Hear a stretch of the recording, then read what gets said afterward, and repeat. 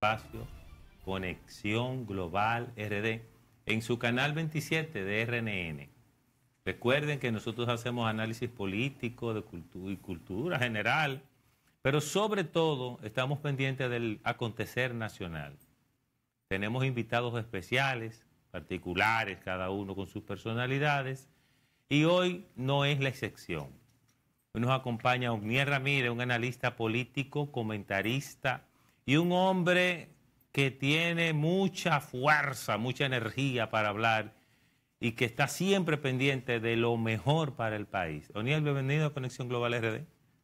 Buenos días, Manuel. Para mí constituye un privilegio que tanto tú como nuestro hermano Víctor Tineo nos hayan invitado y nos hayan dado la oportunidad de expresar a través de este canal 27 lo que pensamos sobre el acontecer nacional e internacional. Un placer. Sobre todo, Ogniel, quiero que nos ayude un poco a entender la panorámica política, esa dinámica tripartita hegemónica con tres partidos. Parecería que los demás, las rabizas partidarias, con perdón, no existían o están negociando muy silenciosamente. Predomina el PRM, el PLD y la Fuerza del Pueblo. ¿Cómo tú ves esa dinámica tripartita? ¿Y cómo ves la política en general en la República Dominicana? Mira, nosotros vivimos bajo un organigrama democrático en la República Dominicana, cuyo fundamento central son los partidos políticos. Pero debo decirte que los partidos políticos en la República Dominicana desde hace algún tiempo están viviendo en una especie de crisis. No puede haber democracia sin demócratas, pero no puede haber partidos políticos fuertes si no hay actitudes democráticas al interno de esos partidos. ¿Qué ha sucedido?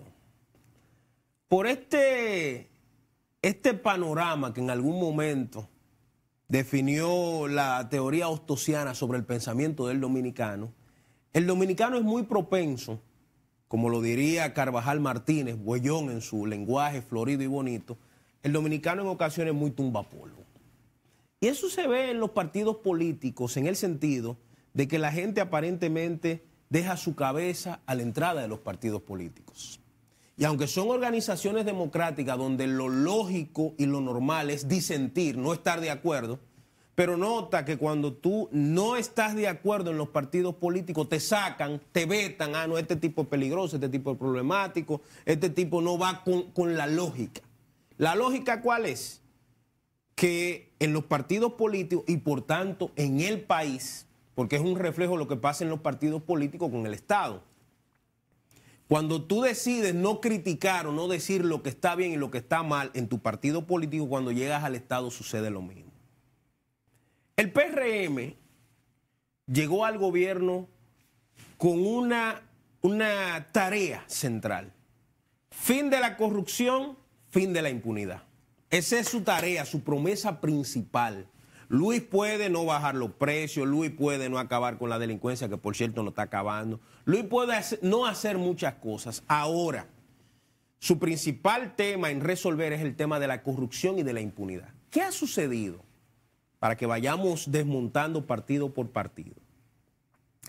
El presidente Abinader comenzó muy enérgico el combate contra la corrupción.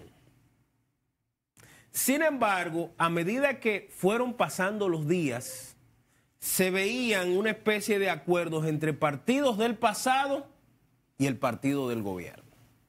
Me explico. Los primeros días de Luis llegar, con Miriam Germán a la cabeza como procurador y con Jenny y Camacho, él le dijo que ellos eran independientes para actuar, honrando la bandera del PRM de fin de la corrupción y fin de la impunidad. Sin embargo, a medida que iban pasando los días, se fueron cayendo los expedientes de corrupción, por decirlo así. Y aquellos de aquel partido que eran cuestionados y que eran señalados como corruptos, se les veía en una especie de maridaje entre el partido del gobierno, cuya promesa principal es fin de la corrupción y fin de la impunidad, y los que estaban antes. Por ejemplo, hay una foto famosa en Los Mogotes donde estaba el ex ministro de Turismo, Francisco Javier García, estaba el ex ministro de Interior y Policía, Monchi Fadul, estaba el ex ministro de Defensa, Rubén Darío Paulín. Todos deben ser investigados. Todos estaban en un almuerzo, ¿dónde? En Los Mogotes, ¿con quién? Con el expresidente Hipólito Mejía. Desde ahí se comenzó una especie de teje-maneje, recordando lo que decía Bosch, rememorando a Martí, que en política las cosas que no se ven son más importantes que las que se ven, de que había una especie de acuerdo subterráneo. O sea, ¿tú entiendes que desde ese momento Hipólito Mejía viene haciendo su trabajo para, de alguna manera u otra, hacer acuerdos entre el PRM y esa parte perseguida, podemos decir, o acusada o involucrada en temas de corrupción del PLD? Las imágenes están ahí, las imágenes hablan más que las palabras. Y luego el mismo expresidente Mejía ha dicho que a él nadie le tiene que decir con quién juntarse y que sí son sus amigos. Pero luego de eso, el presidente de la República, Luis Abinader, coincide en el funeral de la madre de Temístocles Montaje en San Cristóbal con Danilo Medina. Esa coincidencia no fue coincidencia. Todo lo que hemos tenido algún nivel de cercanía con un expresidente o con un presidente, sabemos que los dos tienen protocolos y también tienen avanzadas de seguridad que le dicen, mira, para acá viene fulano, aquí está fulano. No es cierto que fue coincidencial ese encuentro. Pero los hechos que han venido después han dejado todavía más claro el hecho. ¿Cuáles hechos? La variación de la medida de Alexis Medina, el freezer en que entró el expediente de corrupción de Donald Guerrero, que esta semana estuve compartiendo con algunos amigos relacionados con toda la investigación y me dicen que en los próximos días ya por fin habrá arrestos con eso, y voy a hablar un poquito más adelante de ese tema que es bien interesante. ¿Qué pasó con el caso del expediente del sector eléctrico? ¿Qué pasó con el caso del Ministerio de Educación relacionado con la gestión pasada y hasta con esta gestión? O sea, todo eso nos demuestra que el PRM se ha quedado en puras palabras. Luis ganó las elecciones con el 53%, pero tenía unificado su partido. Todos los miembros de su partido estaban alrededor de su candidatura, pero también logró que la oposición estuviese dividida. El escenario para el año 2024 es distinto. Lo primero es que Luis tiene serios problemas a lo interno de su partido. ¿Cuál ha sido el eterno problema del PRD-PRM? Que todo el mundo quiere aspirar al mismo tiempo. Ahora hay una gran cantidad de funcionarios del Estado que ya se creen presidenciables y andan haciendo campaña. No para Luis. Luis se está creyendo eso. Ellos están haciendo campaña para ellos. Y están utilizando la plataforma estatal para promoverse ellos y sus figuras. Por otro lado, otro de los problemas que tiene el PRM es la situación de enfrentamiento que tiene Luis con el dirigente político Guido Gómez Mazara. Guido ha salido pueblo por pueblo a escuchar a la gente, sobre todo a los dirigentes de su partido que los conoce y a la base de su partido. Esa base que tiene ya 2 años esperando que lo nombren, pero muchos funcionarios le dicen que tienen que llevarle un currículum, un perfil, que hay que ver si cumple con los requisitos. Después que tú te fajaste a buscar votos y que empeñaste un tanque de gas para llevar gente a votar, lo menos que tú estés esperando es que te pidan un currículum o un perfil. Así no se hace política. Aparte de Guido, que ya tiene un discurso de enfrentamiento respecto a las situaciones que se están viviendo de desgaste en ese gobierno y en su partido, también tiene Alburquerque. Gobierno, partido y sistema político. ¿Verdad que sí? Es una combinación. Por el otro lado está Ramón Alburquerque. Ramón Alburquerque es todavía más agresivo con lo que dice del presidente, de las élites sociales que acompañan al presidente en el gobierno, porque hay que decir que gran parte de los que acompañan al presidente son de la élite y por eso no entienden ni interpretan las vivencias del pueblo de abajo, del pueblo jodido. Por el otro lado está las propias ambiciones del expresidente Mejía, que él quizás no aspira a presidente, quizás, no que estamos muy seguros, pero quiere que su hija, la alcaldesa del distrito, la responsable de las inundaciones de esta semana pasada, aspire. Y de hecho, la quieren meter de gol como candidata vicepresidencial en el próximo proceso electoral. Por eso es que ella no ha dicho si va a la alcaldía del distrito de nuevo, porque ella está apostando a poder aspirar a la vicepresidencia de la República. Viendo todo eso, el PRM necesita entrar en un proceso de evaluación de lo que le va a ofrecer a la sociedad, pero también de lo que le ha dado hasta ahora. El PLD, pasando del PRM al PLD, el PLD tiene un problema fundamental. ¿Sabe cuál es? Se llama Danilo Medina. Danilo Medina, que es parte de los políticos, igual que Hipólito, que no quieren pensionarse. Son personas que quieren continuar en el espectro político porque su pensamiento caudillista le hace entender que lo único que va a permitir que ellos tengan influencia en la sociedad es tener alguna ración del voto, algún poder, algún chin de poder. Por eso han decidido que sus organizaciones políticas deben mantenerse secuestradas. Danilo Medina salió del poder desacreditado. Perdió las alcaldías, perdió la Cámara de Diputados, perdió el Senado, perdió la presidencia de la República. Lo más importante, perdió el crédito que tenía ante la sociedad, su reputación, porque salió señalado como un corrupto y sus amigos, familiares y allegados. Danilo, lo mínimo que hace cualquier persona inteligente en un país avanzado es que si tú sales de una posición cuestionado, tú debes ir a una especie de reflexión, ¿no? Danilo sale de la presidencia de la República y va y se coloca como presidente de su partido. Por eso el estratagema de colocar a Temo durante algún tiempo tenía una finalidad. Tengo a uno muy malo, que la sociedad lo percibe como muy malo, para cuando me ponga a ello dice, bueno, pero este es menos malo. En el PLD no había un liderazgo que podía quizás conectar en la reconstrucción de ese partido y cambiar la percepción de que era un partido de corruptos. Claro que sí.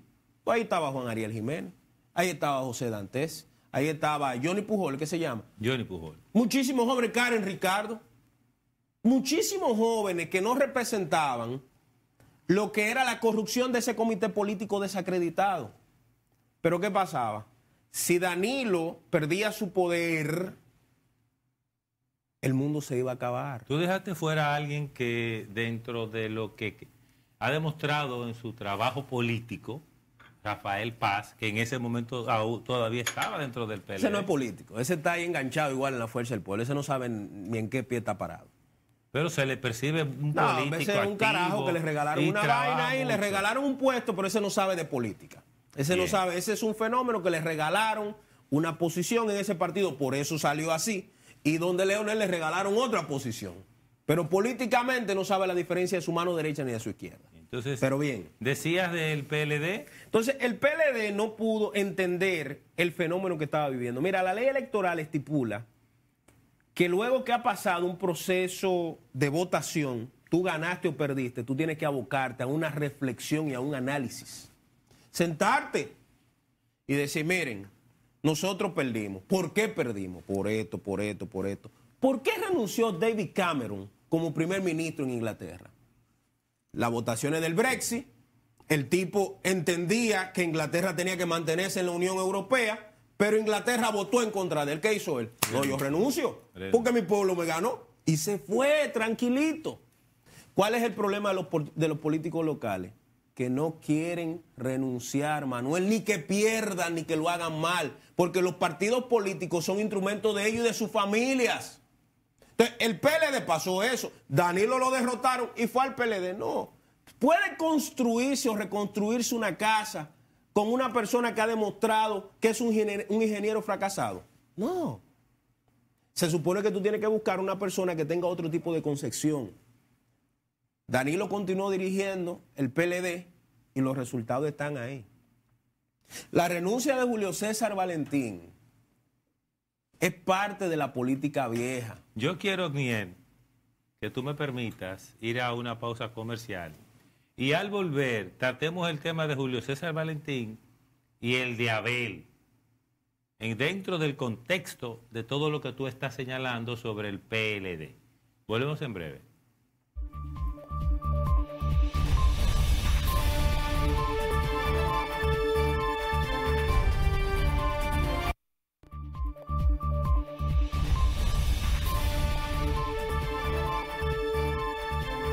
Seguimos en Conexión Global RD, les recordamos que estamos en YouTube. Asimismo, Conexión Global RD, suscríbase, refiera al programa y hágase parte de la comunidad de Conexión Global RD. Tenemos hoy un invitado muy particular, muy conocedor de la política nacional, porque anda el país entero, sabe de lo que está hablando. Y nos está hablando de los 3 principales partidos y lo que él opina. Ahora vamos a seguir hablando del PLD para concluir y oír lo que él dice de la fuerza del pueblo. Bien, el PLD. Mira, el PLD, como te decía, el PLD, Manuel y Víctor, está en un proceso de descalabro. ¿Cuál es el problema?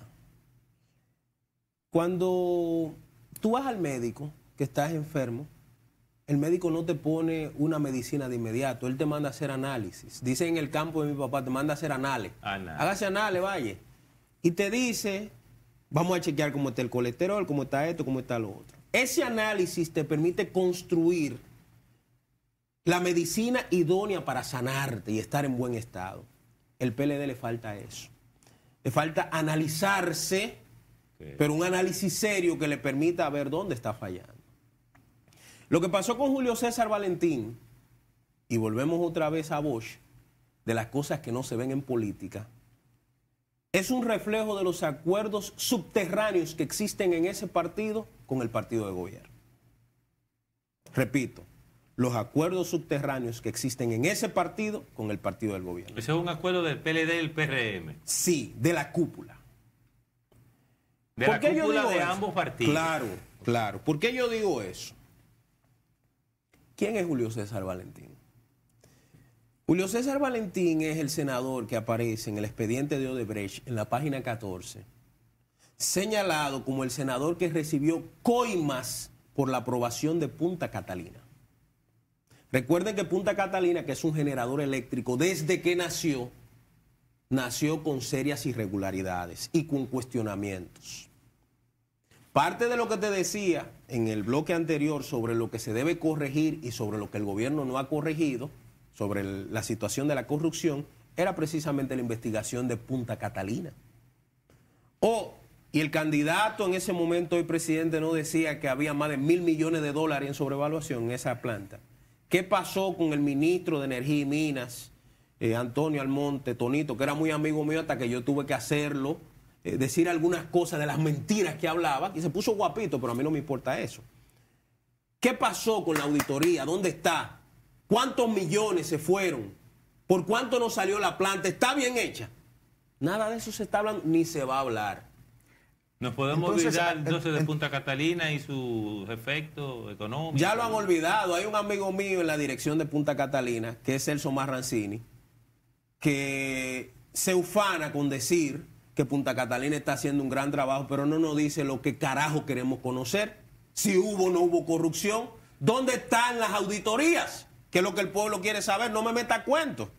Y dentro de ese mismo proceso... El contexto de Julio César Valentín. Era Julio César Valentín. Con Julio César Valentín, me gustaría que tú nos ayude, nos ilustre con lo siguiente. Entonces, Julio César Valentín, lo que al final probablemente ocurra es que terminará en una de esas dos organizaciones, o vuelve a su PLD o termina apoyando al PRM. Él no va al PLD. Mira, parte de lo que se está conversando es que Valentín, que ya tiene un movimiento político pequeño y lo está inscribiendo en la Junta Central Electoral, es no ir directamente al PRM, pero sí ir aliado. Lo que pasó con el senador actual de Santiago. ¿Cuántos votos podría sacar Eduardo Estrella? Un partidito, un chiquito, Sin embargo, como fue aliado en una coalición, pudo ganar la senaduría. Eso es lo que se está procurando con Valentín, pero en el caso de la alcaldía del PRM. Si tú lo analizas incluso a lo interno del PRM, eso ha causado escozor. ¿Por qué? El director de Norte está aspirando a la alcaldía de Santiago. El director de Proindustria, el señor Ulises Rodríguez, que aspiró anteriormente. Está aspirando, y no le fue mal. Toda esa gente está aspirando y ahora tú traerle un cuerpo extraño e imponérselo como parte de los acuerdos políticos, repito, entre las cúpulas de los partidos no está bien. ¿Qué es lo que se está buscando? Y eso tenemos que ir a la famosa consulta. El candidato que le acomodaba a Danilo y a la cúpula del PRM era Abel. No. No. Y ellos nunca apostaron a ese candidato. Nunca. Solo ve a la conformación del equipo político de Margarita. Era la gente de Danilo que estaba dirigiendo eso. Era Danilo. Danilo estaba interesado en que Margarita fuese la candidata. El jefe de tecnología es el jefe de tecnología de Danilo. El financiero, que era José Ramón, que después se quiso salir y que claro que él estaba hasta lo último metido ahí. Simón Lizardo, Cristina Lizardo. Danilo Díaz, todo el equipo de Danilo Medina era el que estaba dirigiendo el proyecto de la señora Margarita. ¿Por qué? Porque el interés era que ella resultara ser la candidata, porque le daba mayor maniobra de negocios y de acción. Ganó Abel. Ya ellos no pueden controlar a Abel. Abel acaba de enterrar el liderazgo político del PLD. Porque ya Danilo no hay que consultarlo para tomar decisiones. El candidato es él. Quien va a poner a su vicepresidente, quien va a dirigir sus equipos. O sea, la imagen del PLD ahora mismo ya no es Danilo. Queda en el ostracismo. Pero como todo caudillo, ¿a qué está apostando? A continuar con su poder. Si Abel gana, ¿a Danilo le conviene? ¿Sigue siendo Danilo el líder del PLD? Se acabó ahí mismo. Y menos en un país presupuestarista. Señores. O sea, el que maneja el presupuesto maneja el partido. Señores, eso está demostrado. Hay un artículo de Leonel de hace algunos años hablando de los sobrecitos. Búsquenlo para que ustedes entiendan cuál es la lógica. Entonces, en el PLD, el problema actual es un tema de supervivencia de liderazgos. Hay un enfrentamiento. Lo que pasó en un momento con Danilo y con Leonel está pasando ahora con Abel y Danilo. En el PRD con Jacobo y Peña. Señores, y eso, los líderes, que es una palabra que a ustedes les gustan, con pensamiento caudillista, están acostumbrados a eso. Víctor Gómez Vergés, que yo puedo tener la diferencia que tenga con su hijo, que es un bandido que debe estar preso, pero su papá, Víctor Gómez Vergés, es un hombre brillante, un intelectual, un hombre que ha alcanzado, bueno. Víctor Gómez Vergés aspiraba a ser secretario de la Organización de Estados Americanos cuando era embajador ahí. Tenía los votos de todos los países. ¿Quién votó en contra de Víctor? República Dominicana. ¿Por qué República Dominicana? En medio de que todos los países entendían que él debía ser el secretario general de la OEA, nosotros votamos en contra por un asunto de caudillismo.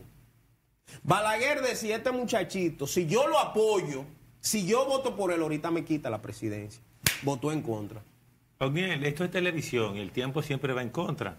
Tenemos que entrar a la fuerza del pueblo, no lo podemos dejar fuera. Mira, la fuerza del pueblo que se creó como un desprendimiento del PLD tiene en sus hombros la responsabilidad de ser distinto al PLD, más no lo puede ser, porque quienes lo conforman fueron los que duraron 40, 30 años a lo interno, comenzando por el presidente de la Fuerza del Pueblo. ¿Cuál es el problema de la Fuerza del Pueblo? Volvemos a lo mismo. Los partidos políticos no quieren entrar en un proceso de sincerización. Yo recuerdo que en los gobiernos de Balaguer existió un movimiento que lo dirige a Alfredo Mota Ruiz, que se llamaba Movimiento Lo que Diga Balaguer. Lo que diga Balaguer. En el Partido Fuerza del Pueblo hay un movimiento que se llama Lo que Diga Leonel. Eso no puede ser esa vaina. Vivimos en un mundo globalizado, conectado, donde se supone que la confrontación de ideas debe ser la regla, no la excepción. La Fuerza del Pueblo, si tú analizas su dirección política, te das cuenta de que anda mal. ¿Por qué te lo digo? El 45% de las personas que van a votar en el año 2024 tienen menos de 35 años. Menos de 35 años. ¿Qué significa eso? Que el discurso del que quiera conectar con esa persona tiene que ir cónsono. Analiza la dirección política de la Fuerza del Pueblo. Rafael Alburquerque, 80 y pico. Franklin Almeida, 80 y pico de años. El secretario general de ese partido, Peñita, 70 y pico de años. O sea, Ligia Amada Melo, 80 y pico de años. La mayoría de los directivos de ese partido tienen o el problema de ser muy mayores o de que la gente los indique a actos de corrupción del pasado. Entonces tú no puedes tener resultados distintos haciendo lo mismo. Leonel está llamado a hacer lo que hizo Balaguer en el año 1986, cuando venció a Salvador. Vino con un gobierno distinto. Balaguer tenía los cuestionamientos de los 12 años, asesinato, robo, de todo. Estaba obligado a cambiar. O'Neill, y con ese tiempo que le queda, o sea, estamos hablando de que ya entramos en una recta en la cual hay que tomar decisiones políticas internas y el discurso tiene que estar casi vendido ya. ¿Hay posibilidad alguna de que eso que tú dices, que tú esperas, que debe hacer el presidente Fernández, se pueda lograr en este periodo que queda? Si él lo decide, sí, pero muchas veces, Víctor, la política es dinámica, es lo primero. Pero la política está íntimamente ligada a tus convicciones y actitudes. Leonel, la gente lo percibe como un hombre costumbrista. ¿Qué significa eso? Que la gente con la que él estaba en el 96 son la gente que le acompañan hoy día y no es un asunto de lealtad. Lo que pasa es que tú tienes que ir modificando los entornos tuyos y tu discurso hacia los nuevos tiempos. Tú no puedes decir que tú vas avanzando en un discurso de transparencia, que tú vas avanzando en un discurso de que las cosas se hagan bien cuando tú estás rodeado de gente que la sociedad lo cuestiona. Es posible que hayan salido limpios de procesos judiciales, pero la sociedad lo condenó porque entendían que la justicia estaba comprada, vendida. Entonces, el escenario político actual, al día de hoy, ¿son ciertas las encuestas que salen que dicen que el gobierno se pudiera quedar? Mira, Bot Canel decía que esto no se acaba hasta que no se acaba.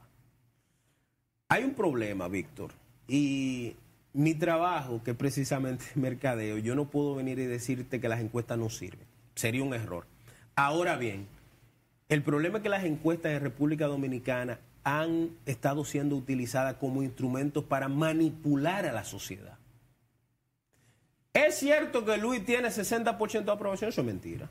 Porque el presidente ganó con 53%, pero no tenía la crisis económica que tenemos hoy, la crisis social y otros aspectos como la división de su partido.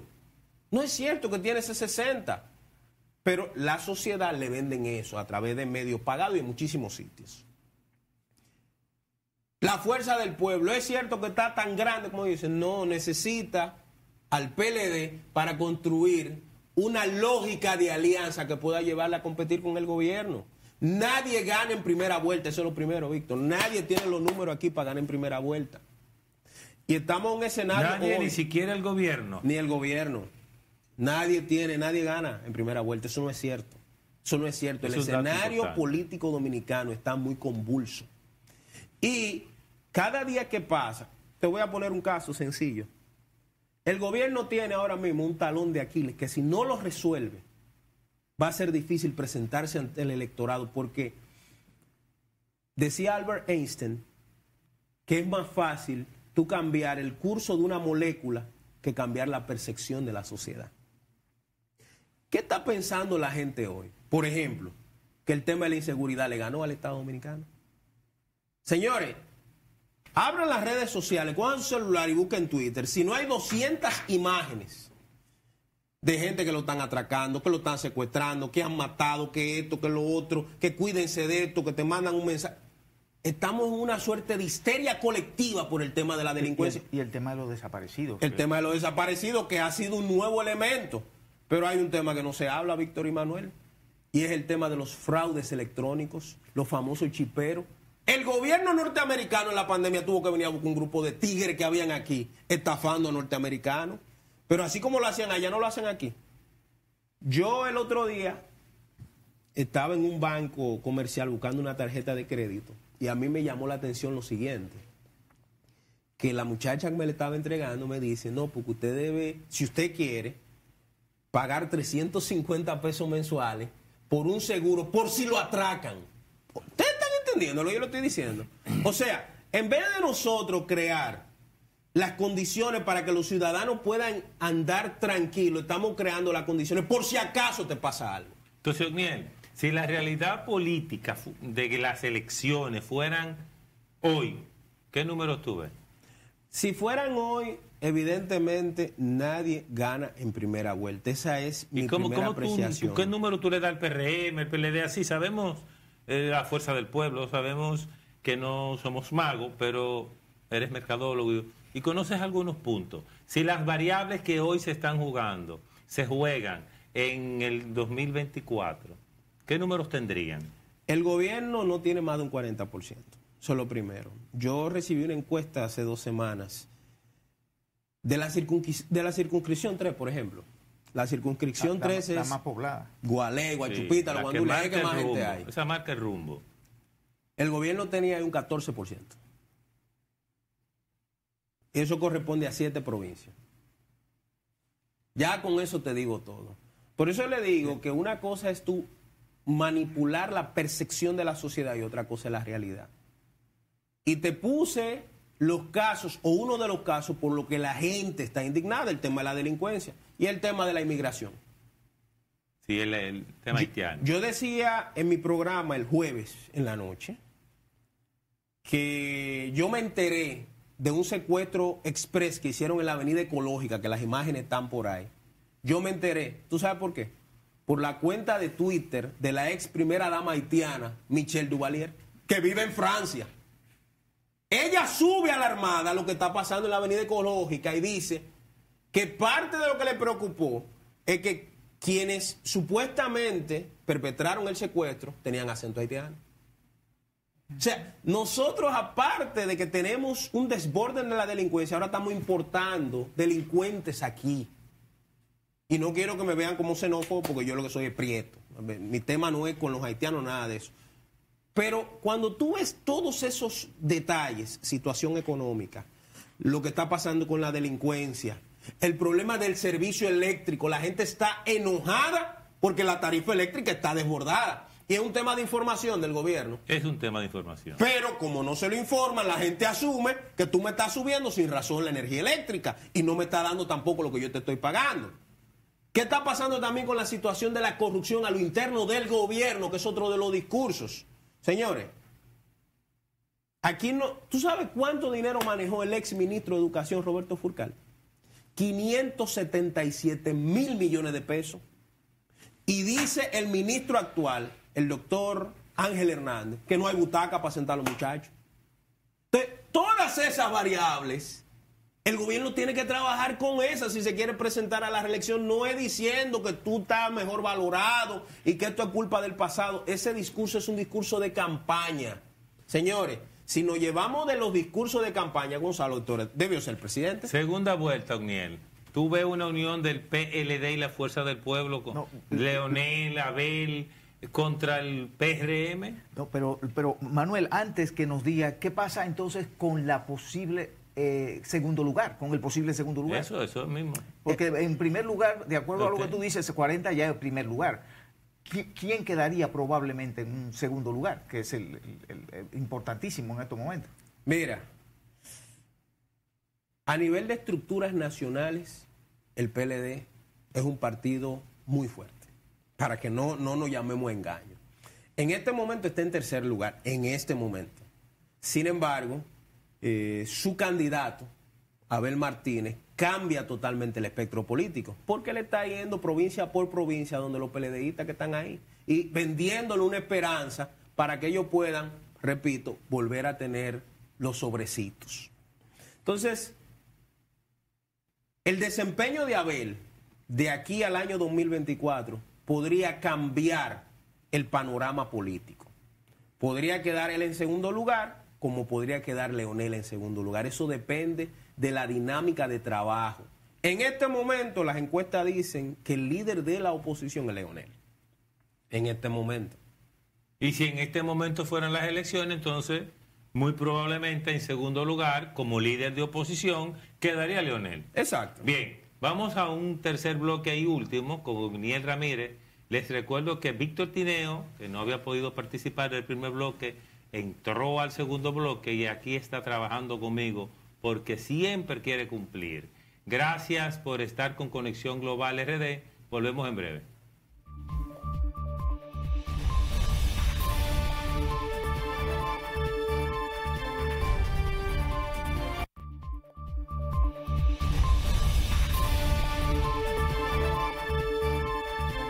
Aquí con Conexión Global RD y nuestro invitado especial, Obniel Ramírez, que como ustedes observan, domina lo que está ocurriendo aquí en la República Dominicana en términos políticos, en las distintas organizaciones, porque se ha preparado para eso. Obniel, tú has estado haciendo una panorámica de cómo anda más o menos el escenario nacional, en términos económicos, políticos y sociales. Ahora bien, ¿qué pasa con el gobierno?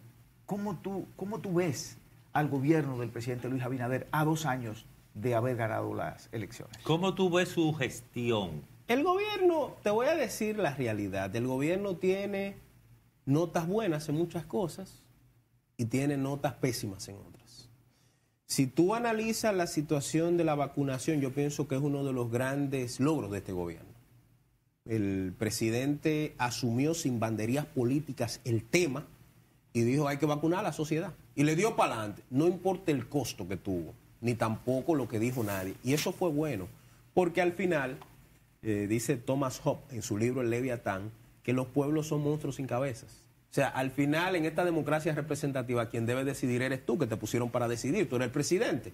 Y el presidente asumió el tema de la vacunación y eso nos permitió abrir en materia de turismo, en materia de exportación. Eso nos dio algunos logros y en términos económicos.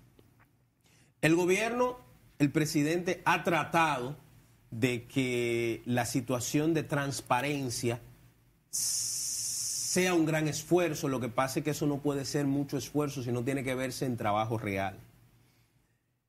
¿Qué retos tiene el gobierno? Yo he dicho muchas veces que el gobierno está atrapado en su discurso. ¿Por qué? Porque todavía a veces uno escucha a funcionarios o en ocasiones al presidente y uno piensa, ¿estarán en campaña todavía? Porque nos dicen cosas que son de campaña. Prometer a 2 años de gobierno, eso no funciona ya. Hay que cumplirle a la gente. Yo he hablado sistemáticamente del tema de la seguridad ciudadana porque me preocupa.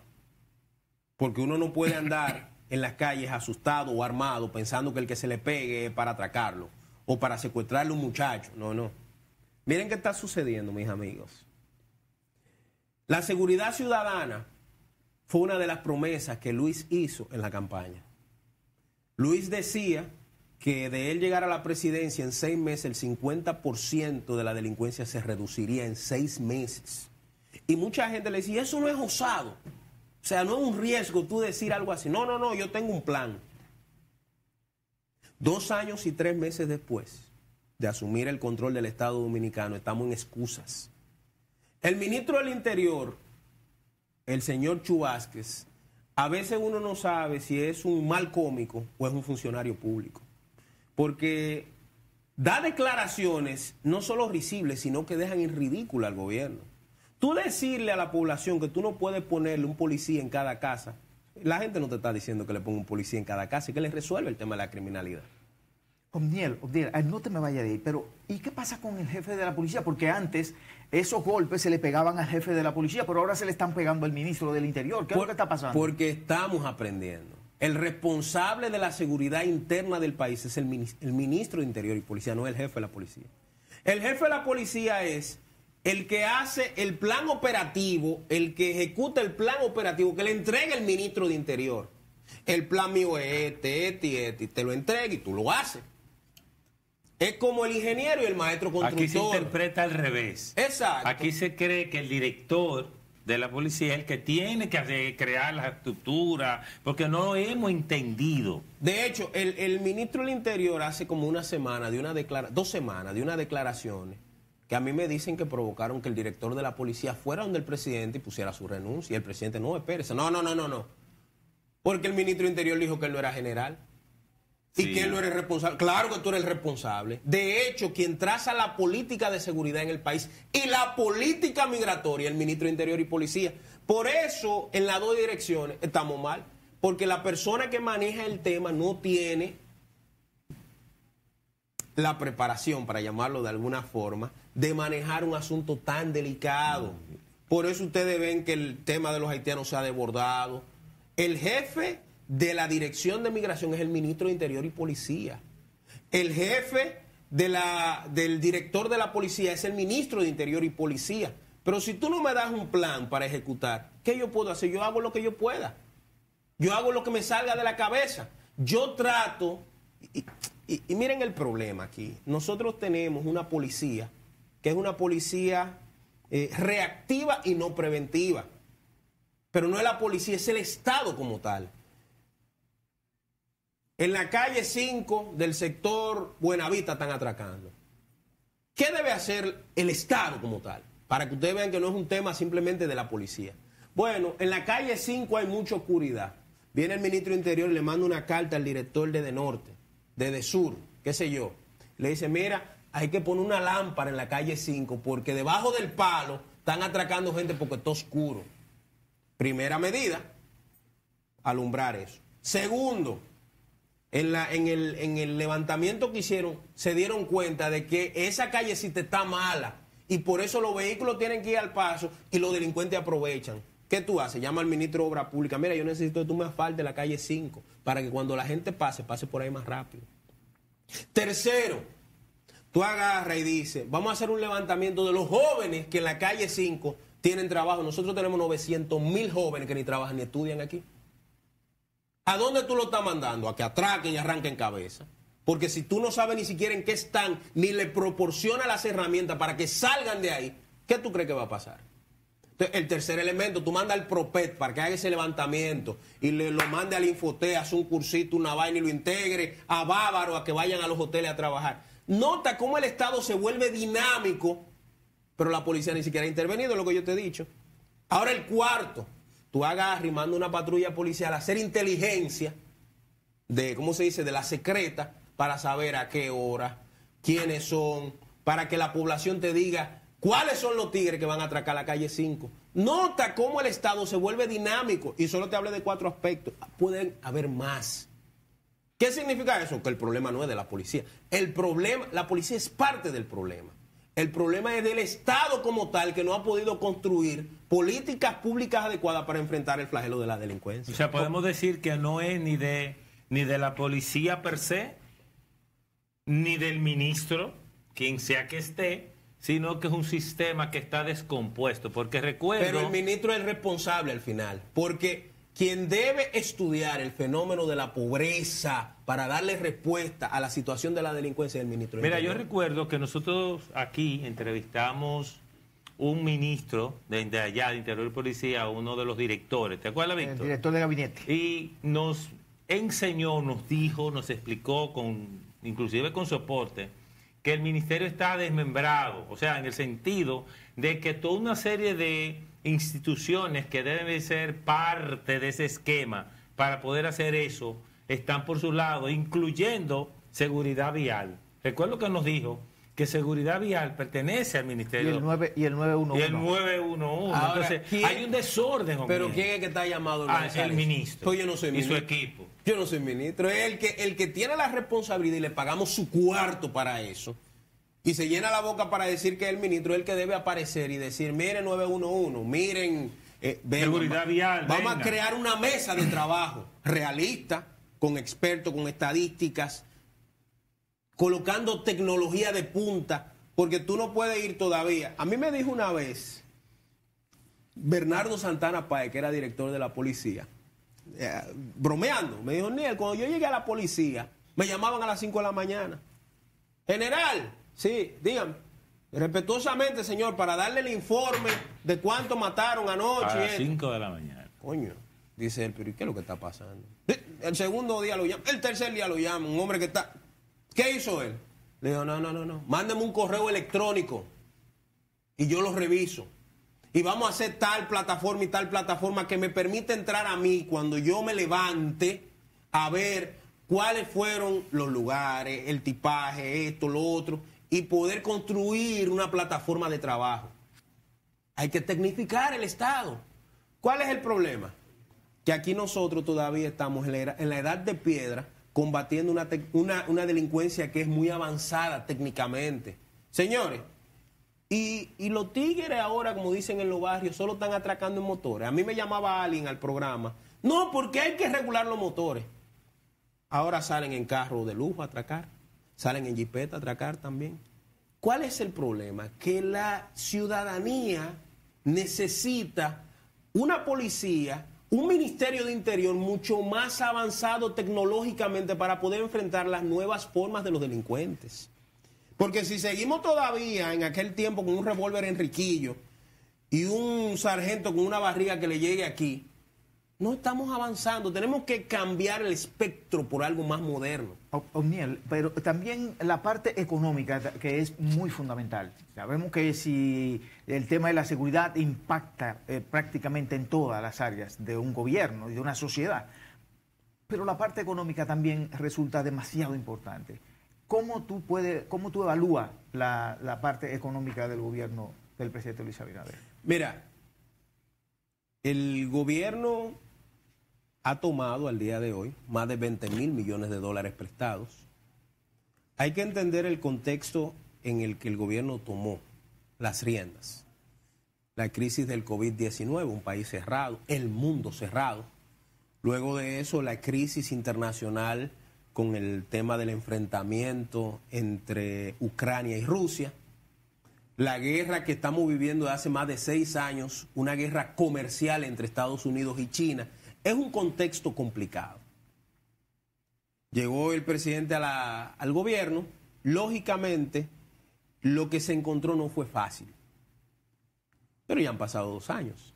La gente está esperando que las denuncias del pasado, que fue que se robaron todo, que no dejaron nada, eso cambie, porque ya te tenemos a ti.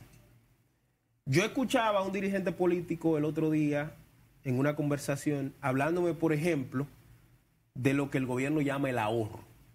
Por ejemplo, el ahorro que tuvo con el peaje sombra. Fueron 400 millones de dólares que sacamos de bonos soberanos, que no nos ahorramos nada, eso no es cierto, y lo pagamos una deuda por adelantado. No fue que no ahorramos nada. El tema económico, cuando tú ves el impacto que ha tenido la inflación en los hogares de la gente, por más que yo te quiera decir cómo anda el gobierno anda bien, el gobierno anda mal, la gente lo dice en las calles. Yo hablaba con el gerente de un supermercado, y con eso concluyo ya, que me dijo que todos los días, a él le llegan entre 70 y 80 productos para ajustarle el precio, para subírselo. Todos los días, 70 y 80 productos. Si una ama de casa, tu mujer, va al supermercado a comprar la comida de día a día, hoy la compró a 100 y mañana la compra a 120, pero ella nada más gana 100. Y pasado la compra a 180 y traspasado la compra a 200 y la semana que viene la compra a 250, pero ella sigue ganando 100. ¿Qué tú crees que va a pasar? Lo único que hace que un gobierno pierda la legitimidad y el apoyo del pueblo es que inventen con la barriga de la gente. Y ahora mismo la situación económica, repito, un contexto mundial difícil, pero también una mala orientación respecto a lo que está sucediendo económicamente en el país, ha dejado a la gente pegado de la pared entendiendo, repito, con la percepción de que el tema económico está mal manejado. Bien, bueno, gracias le damos por su presencia ahí con nosotros en Conexión Global RD. Y también agradecemos profundamente a O'Neill Ramírez su participación y les invitamos a que nos veamos el próximo sábado aquí en Conexión Global RD y lo vea en YouTube. Hasta la próxima.